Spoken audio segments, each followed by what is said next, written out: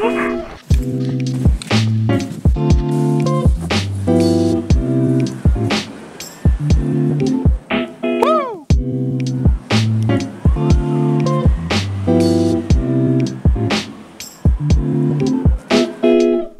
to paraglide from YouTube. Alright, let's start off by saying something that shouldn't have to be said. Learning to paraglide from YouTube is a bad idea. You could die. I'm not advocating going through YouTube instead of getting training. I just simply, in my situation, lack the ability to get the equipment and the training at the same time. So I opted to just get the equipment and then get the training later when I have the, necessary funds. But right now, I want to fly, so I chose to get the equipment. If you have the money, I definitely would recommend getting brand new equipment and getting training. For me, this all started when I saw this video by RC Test Flight. What could possibly be better than having the ability to fly? Floating through the air? Soaring like a bird? I became enthralled with this thought, and after doing some research on the internet, I determined the easiest way to get my own feet off the ground was with a paraglider.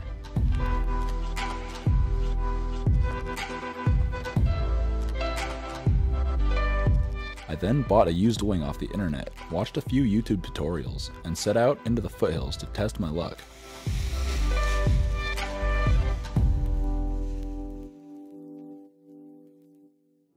So a year later, and after watching hundreds and hundreds of hours of YouTube videos, I bought my first paraglider off of eBay, which was an Airwave Sport 3 size medium.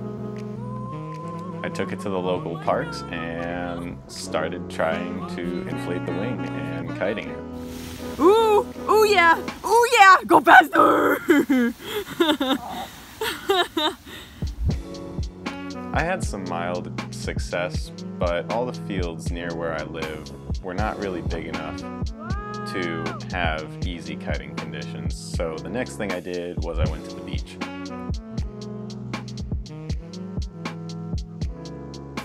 Here I was able to take advantage of those nice steady laminar winds coming off the ocean, and it was a lot easier to kite, even though I didn't even have a proper paragliding harness at the time. And I was just using a backpacking backpack with the risers attached to the shoulder straps. As you can imagine, this was not the greatest solution to my problem, but it allowed me to go out and kite the wing as soon as I got it, and I really wanted to go out and start dipping my feet in the water. A few days after I got back from the beach, I got my actual paragliding harness, which was an Ozone OZO lightweight harness that I got off eBay. However, this one was a brand new harness, unlike the wing.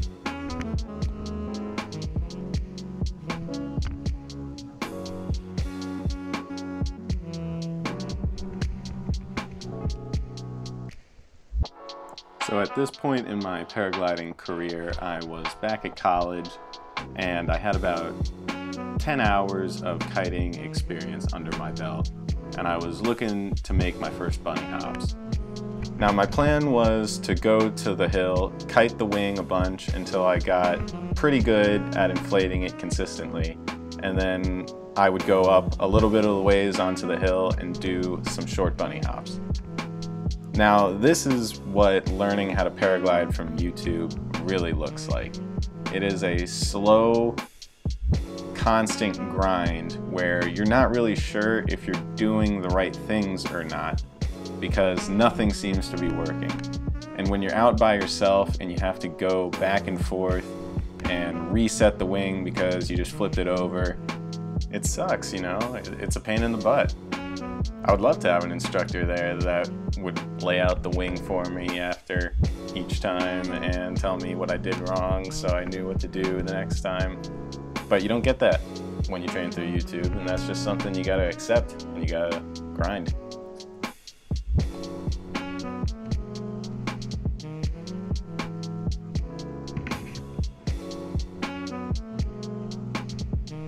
The two hardest things about paragliding are definitely first the inflations, And second, I would feel like it's knowing when and when you shouldn't go paragliding.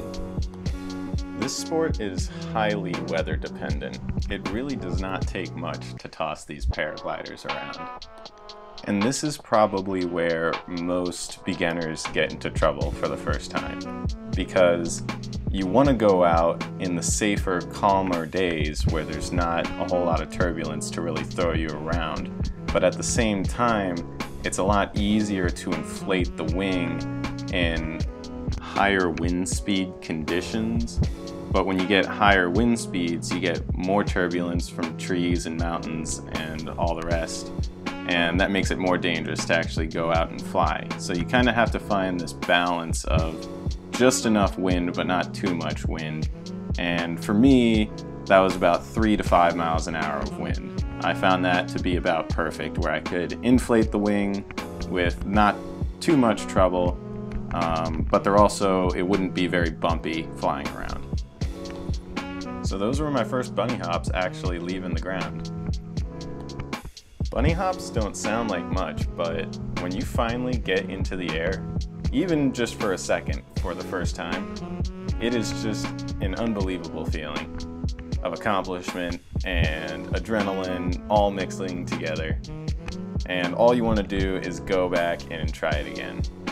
And that's just what I did. And each time I went back up, I started a little bit farther up on the hill so I could get a little longer hop each time. I did this basically until I could barely walk anymore. I guess now I can talk about my favorite YouTube channels for learning this stuff. By far, for the mechanics of flying a paraglider, the best YouTube channel, in my opinion, is Fly Bubble Paragliding. They have tons of videos and they're all geared towards what to do while you're actually flying your paraglider and how to inflate and kill your wing in all varying conditions, and how to thermal and how to ridge soar and all that stuff. They do all the mechanics of flight and they do a pretty good job of it. For learning the conditions and the weather and all that stuff, I really like Kyle Oakley. He makes a lot of paramotoring and paragliding videos, but he really knows how to read the weather and how to determine what the conditions are going to be like when you actually get up into the air and whether it's safe or not to go. So those are the two I think really cover a lot of the bases when it comes to learning paragliding from YouTube. A lot of the other channels are less informational. Like Tucker Gott is very entertaining and all his videos I love watching, but he doesn't really give a lot of information on how to do this stuff, and that's on purpose because he doesn't want to feel responsible for any idiot who decides that it's a good idea to go do this from YouTube and dies. But I don't really share that same level of responsibility. In my mind, if someone wants to go out and do this by themselves learning from YouTube, nothing I'm gonna say is gonna stop them. The best I can do is emphasize how bad of an idea this is. And once again, learning paragliding from YouTube is a bad idea.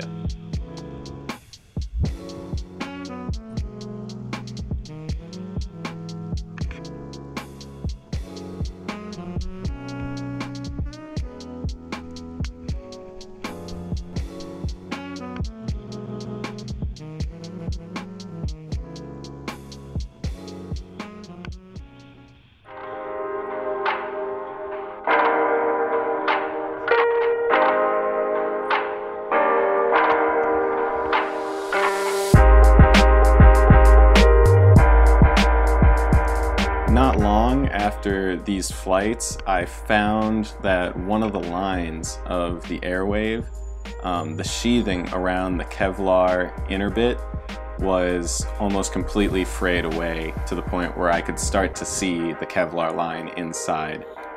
So this wing was not safe to fly anymore. And that was okay because the whole purpose of this wing was to just be a very cheap wing that I got for $300 and I could use to see if I even liked the sport and to, you know, beat up while I was learning how to kite. And that's what I used it for, which was perfect. Oh my god. Oh dear. Oh dear.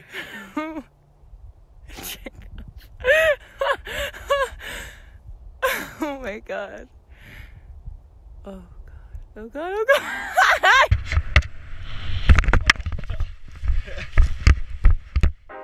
But the end goal is to paramotor, so eventually I would want to get a paramotor wing. A universal wing that's meant for both paragliding and paramotoring would be perfect, so that's what I looked for. This time I used the Facebook page Paragliding or Paramotor Stuff for Sale, where a bunch of people post wings and motors and all types of stuff. And I was looking for a relatively cheap wing that had a universal rating. And eventually I found one, and the wing that I got was the Skywalk Scotch HY. And I bought it for around $550. And here's my first time flying the new wing on the classic bunny hill. But clearly the seasons have changed and there's a decent amount of snow on the ground now.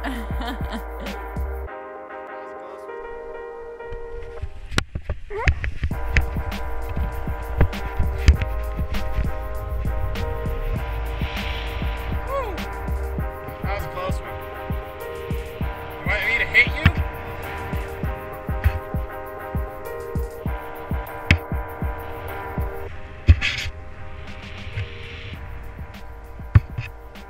So I think that's gonna do it for this video.